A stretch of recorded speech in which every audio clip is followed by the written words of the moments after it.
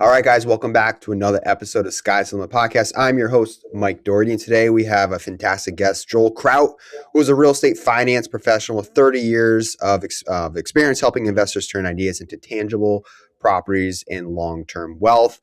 As a direct private lender and nationwide commercial mortgage consultant, he works closely with both first-time and seasoned investors and fix and flip investors. He does new construction, do some DSCR loans, and small balance commercial projects, providing access to a wider range of capital solutions across the United States, which is awesome. Us investors always need more lenders, direct lenders, and not you're like a one-stop fits all, which is perfect. So with that, Joel, welcome. Thank you for coming on the podcast. Mike, thanks for having us on. I appreciate the opportunity to be here with everybody. Yeah. So, first question I like to ask everyone is, how the heck did you get started in real estate investing? Where did you begin your career? Well, for me, I got started actually reading books. I used to read when I commuted to work, my normal job, for lack of a better term. I worked on Wall Street as a trader. And when I would commute, I'd read these really boring autobiographies of really wealthy families. And there was this one consistent theme. It didn't matter what business their families had been in for generations, or even if they were a Wall Street group, their family still owned real estate. And I always thought, if I ever got in a situation where I could afford to get started, that would be what I'd want to do, to be like them one day. And I got lucky. The real estate agent that actually sold me my house when I moved from New York to New Jersey in about 1992 came to me a couple years later. She clearly had a deal fall apart, at the last second. It just needed somebody who could close fast. And she knew from working with me and staying friendly, that I would have the ability to do that. Now, it was about a $72,000 or $4,000 purchase at the time. The markets were very different than today and very simple. So I went, I think, to somebody at Countrywide or Bank of America. I put down 20% and I quickly got a mortgage. Quickly, like 10 days, 14 days.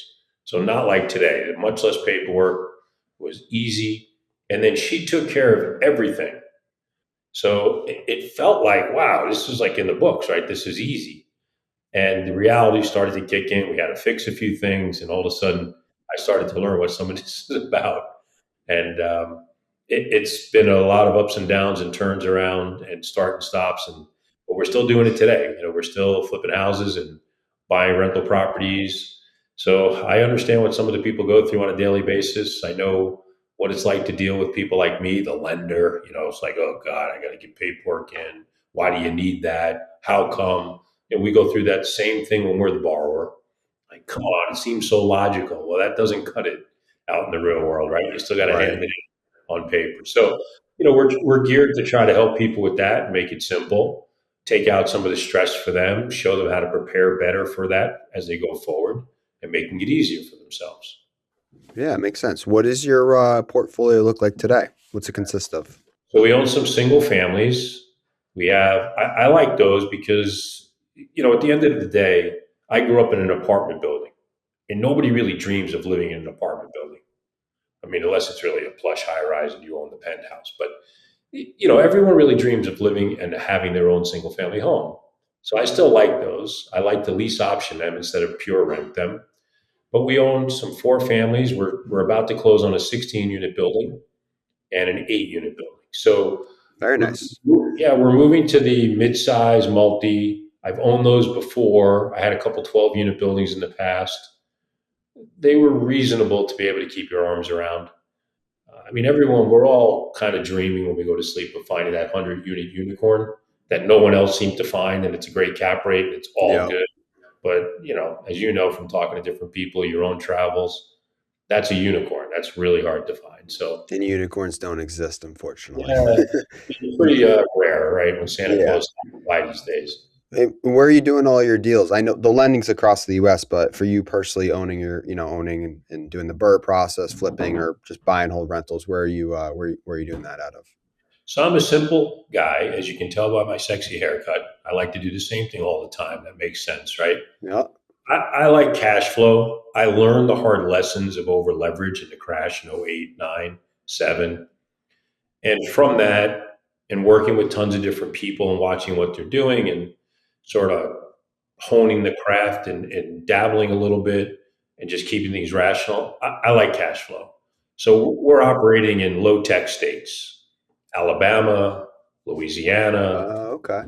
Florida, upstate New York, Philadelphia, places where even today with interest rates at 6 to 7, they all still cash flow. Do they cash flow as good as they did at 4%? No, they don't, of course. But they still cash flow now. And over the next 10 years, if I get lucky and you can refi them lower, that'll be better for me. But I know where I'm at. I'm comfortable with that. And I feel like almost, not perfect world, but almost anything that happens in the real estate market, in that scenario, I can survive it and keep a clear head so that when opportunities come up, I'm not weighted down with really bad things like I happened to me in 7, 8, 9. And I couldn't go out and buy something that I thought was ridiculous, but I was afraid to do it. So, Mm, one of the things that we want to help people with is to understand that well so that they can leave themselves in good, solid positions. And as things come up and distress and foreclosures picking up a little bit around the country, you want to not have that stuff hanging over your head, and you want to be able to step in when everyone's kind of a little afraid and be sure. able to buy. And that's what we're really trying to help people understand. So what kind of so I all the rentals I own are here in Connecticut. I haven't ventured out of Connecticut yet, and obviously Connecticut, relative to some southern states, the cash flow isn't as sexy here. We'll say, what kind of cash flow for the listeners here are you looking for specifically, and what are you achieving in Alabama, some of the lower states, or upper state, upstate New York? Let's just give a two unit or a four family for numbers. If for you to buy a four family in upstate New York or Alabama, what how much cash flow? And again, cash flow for the listeners is after all debt service has been paid. So my principal, interest, taxes, insurance. I'm putting a little bit away for maintenance and repairs. I got a little bit of vacancy set aside. My true cash flow, what I'm putting in my pocket after everything. What is that number for you, Joel? So, in the perfect world for me, I could take people right through what I do. I'm looking for buildings that are vacant or majoritarily vacant. I don't want to have to fight with people to adjust rents to market. I'd rather be able to upgrade the unit and bring the unit to market at market price. It's easier. I know it's frustrating, and contractors aren't the simplest people always to work with in the world, but if you want to stay out of divorce court, haha, eviction court, and make this a much easier place to do business, I have found for me and my partners, buying more vacant things is easier. Now, having said that, my model is very straightforward BRRRR type scenario.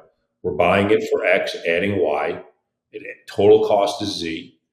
I'm then refinancing it, and I'm just trying to take that back to zero. I am not trying to pull big checks out. I used to do that. I had 123% leverage into my portfolio. The music stopped, and I got this. So we don't do that.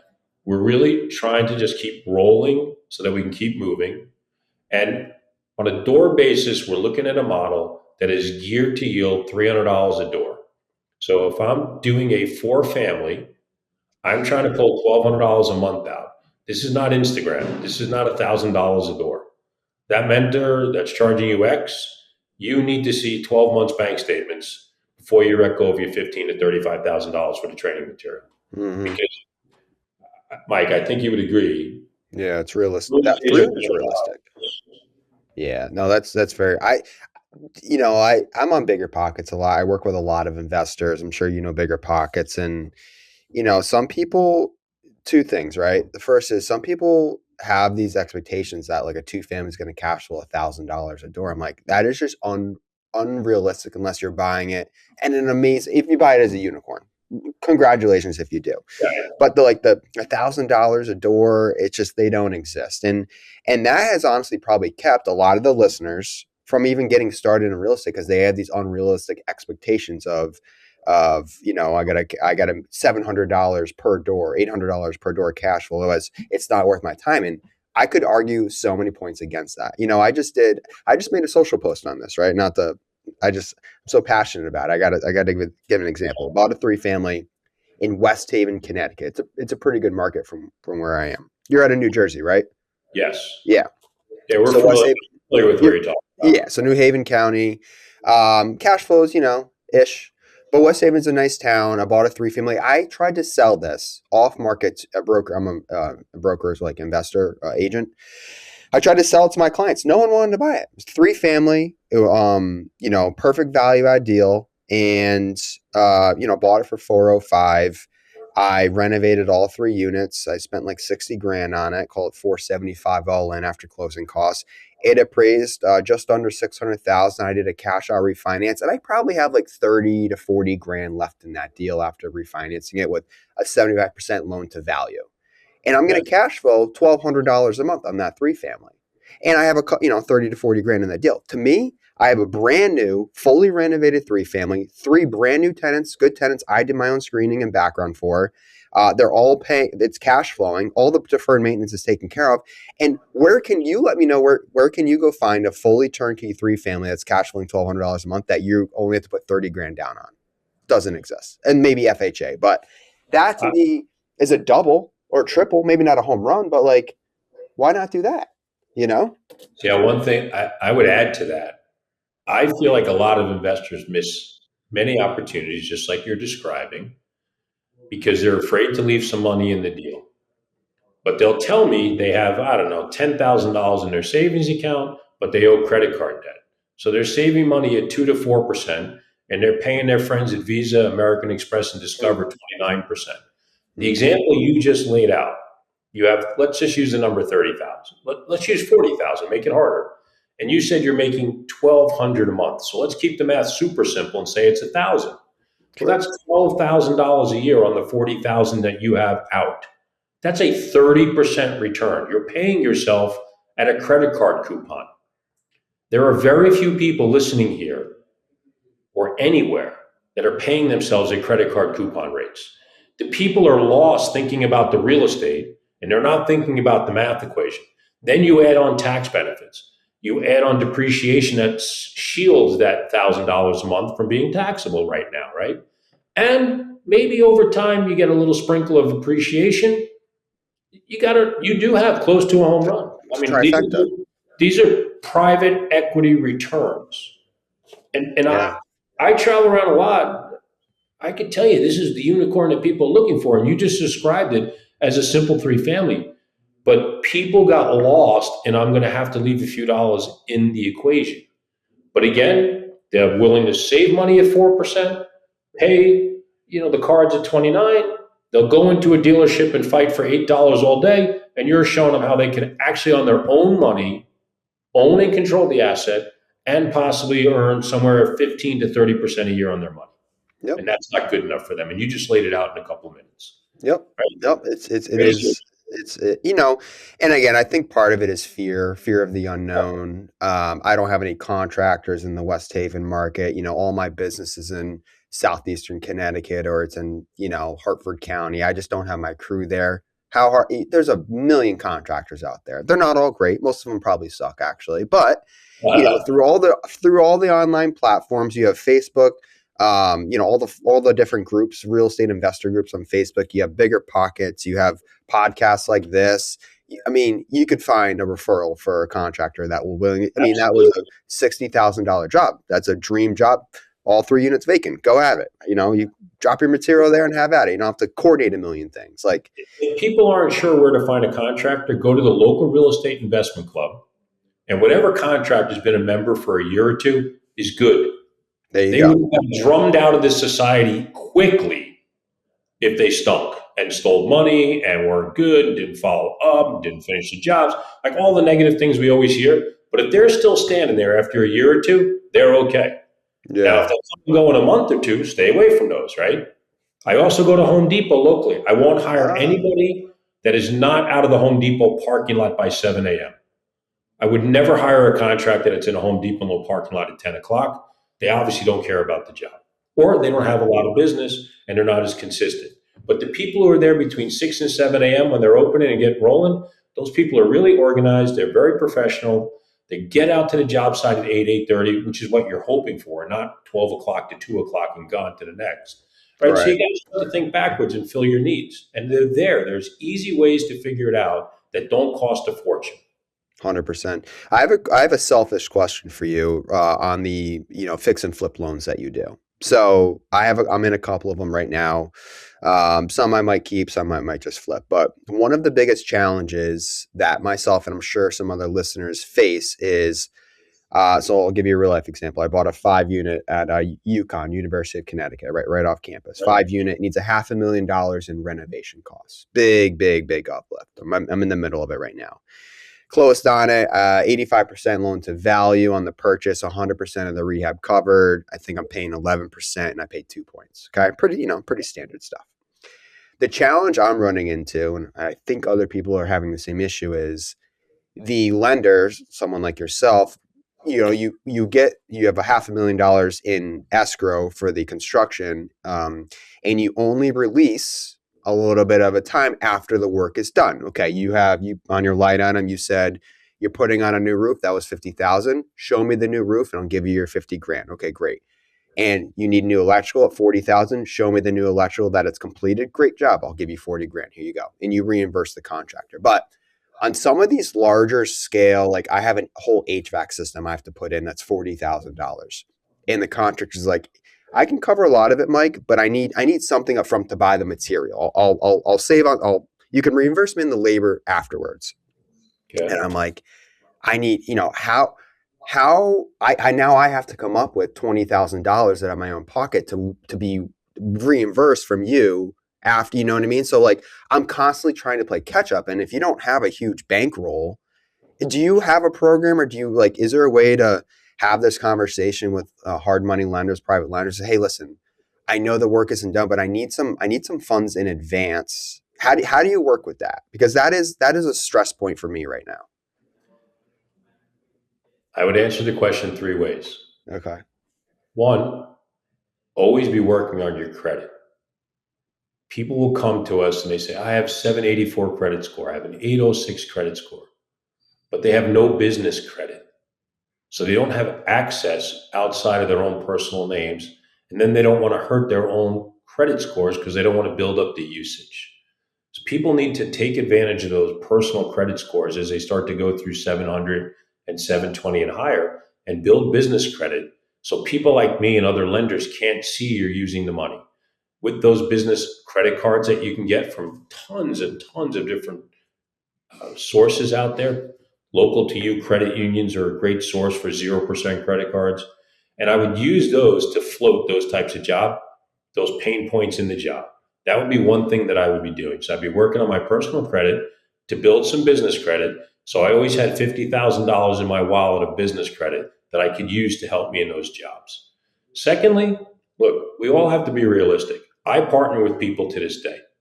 Sometimes to have a person that can really come to the table with the wood, the money, and get 50% of a job a couple of times till you've built up a bigger war chest is worth it. You should not be ashamed of that. You shouldn't listen to standard thinking, well, if I can't make 100% of everything, it's no good. That's ridiculous because 50 times 2 is still 100, and that means you got 100 on 1 instead of 100 on 2. But you were in the game, and now in year 2 and 3, you're in the game by yourself.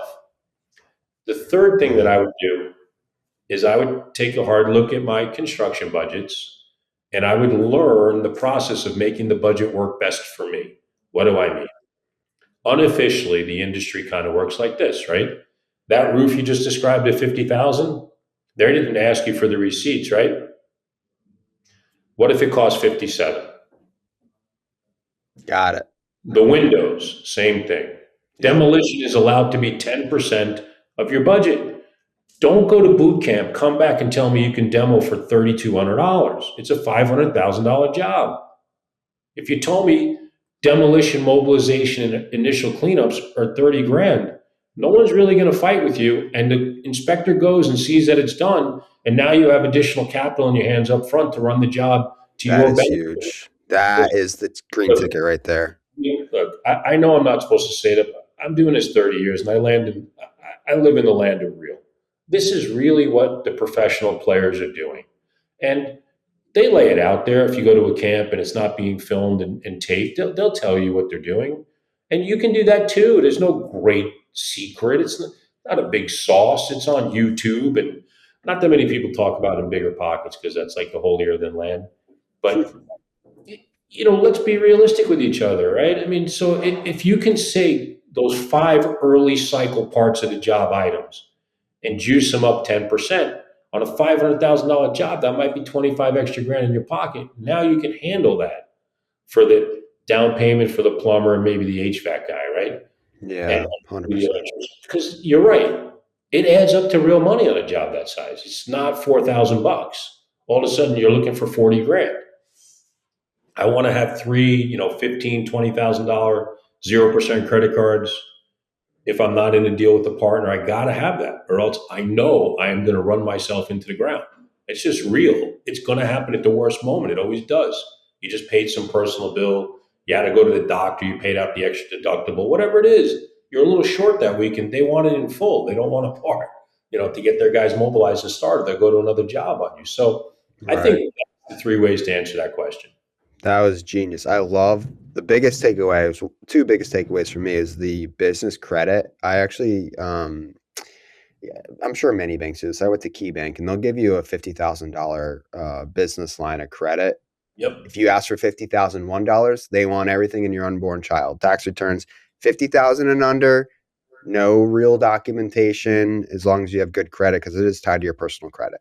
Yes. So that was one thing I did do, and I like that. But I have multiple LLCs. Why haven't I done that for every LLC? Well, you don't have to do with multiples. What you can do, what you might not realize, a lot of people don't. You live in Connecticut. So if you take a 30-minute circle around where you live and you see what credit unions are there, you go on their websites and see who's offering either business lines of credit or 0% credit cards. And from there, you can call up each one before you go. So it's on the phone and it can't be confrontational. And say, Mike, I just wanted to make sure with your business credit, you don't report it to my personal credit, correct? That is a key question you must always ask whomever you're going to get business credit from. Okay, you I'm got writing to, it down. because you don't want to defeat your own purpose and have people can see this now. So now you find five credit unions that don't report. So you're going to take your business corporate docs and you're going to go to each one of them one afternoon and spend 3 hours setting up a business checking and a business savings account. Put $50 in each. You don't have to go crazy. Now wait 30 days and go back to the first one. Hi, my name is Mike. I'd like to talk to somebody about a business line of credit. They'll set you up with the branch manager. You sit down, you walk through it. They say, well, Mike, I can see you're a member of the credit union. I can see you're a depositing member of the credit union. I can see you have a business account here. How can we help you? Since we already have the beginnings of a relationship together, right? So don't ask for it the first hour when you do this. Wait 30 days, make sure it's in their system and they can see it when you go back. Now they're going to say, well, Mike, we don't really have a big enough relationship yet to be able to give you that business line of credit like the Key Bank does. They're gigantic and we're not quite that big, so we can't do that. But they didn't say they couldn't do anything. And Right. you already know from looking at the website, they have those nice 0% credit cards. And they offer, $25,000 limits max. So I fall back to that and ask for it. And they say, well, on the first one, I'm looking at your personal credit, because they're going to look at your personal credit. And they're going to see on your personal credit that you have, I don't know, 5 cards, 4 cards, 6 cards, 3, whatever it is. And they're going to look at what the credit limits are on those cards. And they're probably going to match up pretty closely in the beginning to what those limits are. So you want to work on your personal credit to get all the limits over 10,000 for every card you have. So when you sit down with a business banker, you can then ask for business credit cards and they'll start you at over 10,000 a card. Now from there, you have to always ask the next golden question. Can you give it to me for 12 months with no interest? And a lot of times they'll say, well, I can't do that, Mike. But they didn't say, Mike, I can't do anything. A lot of times for 12 months, they have to go get an approval of a floor manager, and they don't want the manager to see that they're giving away 0% all the time. So I say, hey, can we do this for 9? And they'll say, yeah, I can do that for 9 months because no one looks. So now I might have a card in my pocket that's not reported to my personal credit, that's at 0% for 9 months. And when I go home, the law, the United States law, not Joel, not Mike's law, but the law, in the consumer lending environment says that if I didn't get any credit in my own name, even though they hit me with a hard pull, I can get it erased legally. Experian will erase it pretty quickly for you. The other two bad boys, TransUnion and Equifax, you probably have to send in a letter. And in about 30 days later, you can have the hard pull removed. Now you can go to credit union number two, where you also opened up your account in the same LLC's name. Credit union two cannot see what credit union one did with you, and you can repeat the process. So over the course of about 180 days, it is easily possible if you have decent credit. Look, you got to start there with your personal credit and work that, get to 700, 720 before you start this. But assuming for a second you've done that, within 180 days, it is highly feasible to have $50,000 of business credit in your pocket doing the little trick. My friend that I learned it from is very successful out of Philadelphia. He's built a serious, serious business. I learned it from him many years ago, and he called it the 50-50. So we just used $50 in checking and 50 in saving. We kept it simple. He was really good. He is really good. He's a mentor out there, blah, blah, blah. So I just never changed it. I just told people to do the same thing, and it works. We've had mentees go out and get $100,000 worth of business credit. They didn't pay somebody 10% of whatever they got to get it. Look, you can pay somebody to help you, but the first stages of them basically spending all the time to clean up your own credit report, which we can all kind of do ourselves. So I like to help people with things that are basically free. As a friend of mine says, free's for me. So I like that type of education, but I have to put it to use. It's one thing to hear it, it's another thing to go do it, as you know, right? Not a lot of people would do what you've done, which was the three family and also the five family you're talking about in the stores area, right? Those are real, significant plays, and they're smart. You can, everyone listening can do that eventually. And I don't mean in 5 years. I mean, during year one, late year one, as you get one or two under your belt. So these types of things are important to add to your tool bag. Understanding the people you're around, who you're listening to, working with, getting input from, that's really important to make sure you're always, going sideways up, not sideways down, right? The world Wow. is, tough, so you got to be. That was gold. I hope everyone took a notes on that as I did about the business credit and the personal credit. I've only scratched the surface on that, and that could really help solve a lot of my financial problems. And I think every great investor is always cash poor, right? Because if Just, I sold just everything, I'd be a millionaire. Great, congratulations. Now what are you going to do, right? to give you an idea, I have two business friends. One's pretty well known, the other one's a lot quieter, but they have over $1 million of business credit in their wallet at all times. 1 million.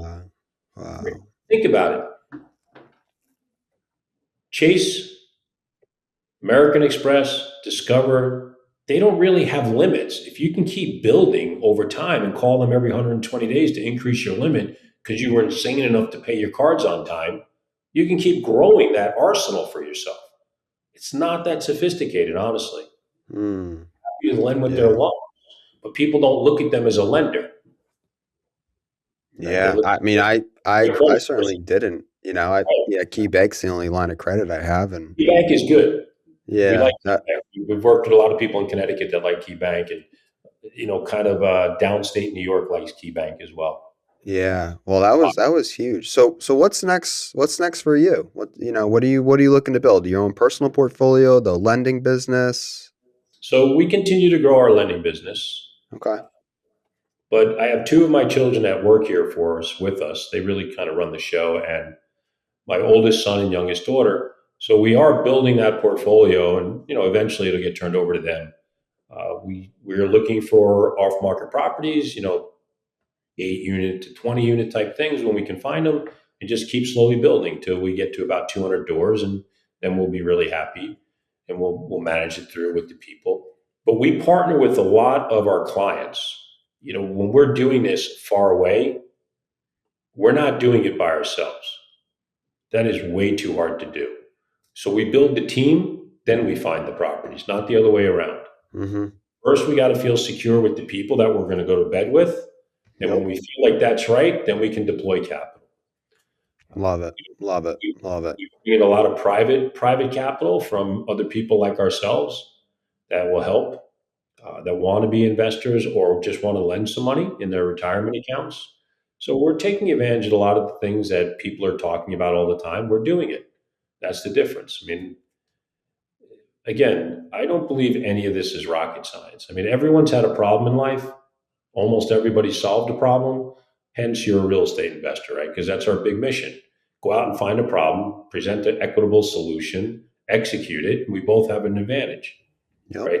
Like too many people attach it to the real estate, the real estate, the real estate. But if you can find a pain, you can win, right? So 100%.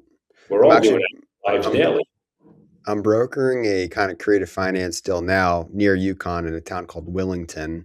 Past client came to me. He's like, "Hey, Mike, proper single family of mine went vacant over the winter. Pipes burst. Dealing with insurance. They're paying out this, and this. I don't have. I can't stomach to be a landlord anymore. I'm beaten up. I'm like, he's like, you got anyone for this?